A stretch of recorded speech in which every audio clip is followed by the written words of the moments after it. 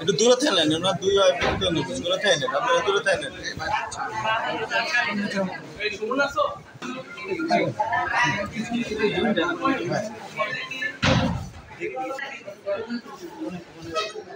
একটু দূরে থেকে তুলে এই ভাই ঢাকাতে ফোন দিয়েছে সাগর ভাই, তো বলছে আশাকুল ভাইয়া আপনি কই? বলে আমি বাসায়।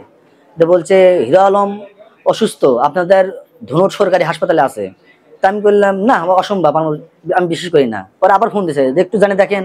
পরে আমি ধনুট এক স্যারের কাছে ফোন দিলাম, স্যার বললাম স্যার বগুড়া আলম ভাই বলে অসুস্থ, সরকারি হাসপাতালে রয়েছে, দেখেন তো আছে কিনা, থাকে যদি সঠিক যদি হয় তাহলে আমাকে ফোন দিয়ে জানান।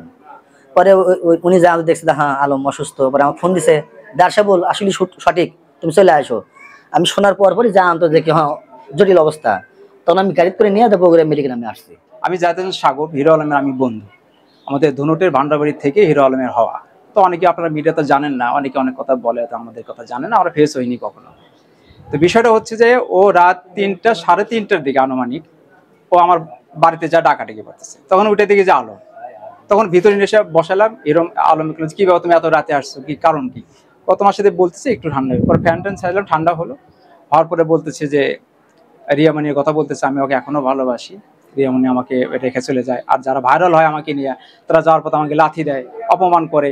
তো এটাই সবকিছু কষ্ট আমার কাছে ভালো লাগতেছে না, তাই তোমার কাছে আসছি, এখানে একটু থাকবো কিছুক্ষণ, কিছুদিনের জন্য তোমার এখানে থাকবো।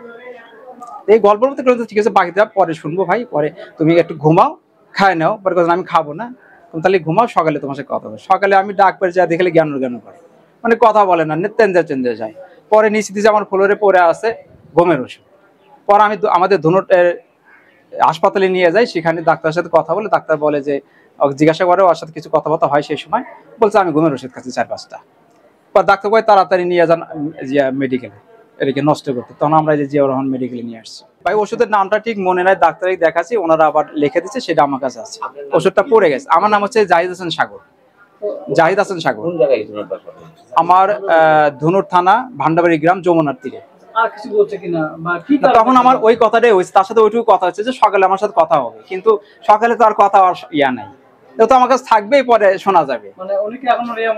রিয়ামনিকে সে এখনো আসক্ত, যে ওর কথা যেটা বুঝলাম, সে এবং রিয়ামনিকে এখনো খুব লাইক করে।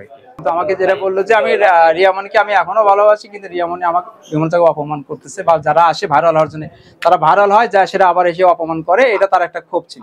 এখন সেটা আমি জানি না কেন আসতে, সেটা জানি না, কিন্তু আমি দ্রুত যা আমার আইডিয়া থেকেও পোস্ট করছি, বা অনেকে আপনাদের সাংবাদিক ভাইরা আছে তারা পোস্ট করছে, তো সেই হিসেবে তারা জানতে পারে আর কি। কিন্তু আমি তাদের ভাইদের সাথে যোগাযোগ করছি এই অবস্থা, তারা ভাইয়েরও জি ফোনে আমি জানাইছি যে এই অবস্থা, বলে তাড়াতাড়ি আমি নিয়ে আসছি। তা মূলত আমি নিজেও একটা টেনশনে ছিলাম, যে তো আমার এখানে এসে এই ঘটনা, তা আল্লাহর রহমতে সে এখন কথা বলতেছে, আমিও নিজেও একটু সুস্থ পাচ্ছি।